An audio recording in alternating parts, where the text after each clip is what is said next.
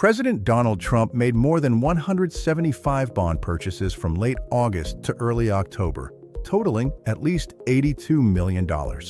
Most of these assets are municipal bonds issued by states, counties, school districts, and other public agency-linked entities. His new investments span industries that have already benefited from his administration's policies, including deregulated financial sectors. Corporate bond buys include Broadcom, Qualcomm, Meta, Home Depot, CVS Health, Goldman Sachs, and Morgan Stanley. He also bought Intel bonds shortly after the U.S. government, under his direction, acquired a stake in the company. Trump's late August purchases also included J.P. Morgan debt, just weeks before he urged the Justice Department to investigate the bank over its past ties to Jeffrey Epstein. A separate June disclosure reported Trump's total assets at no less than $1.6 billion.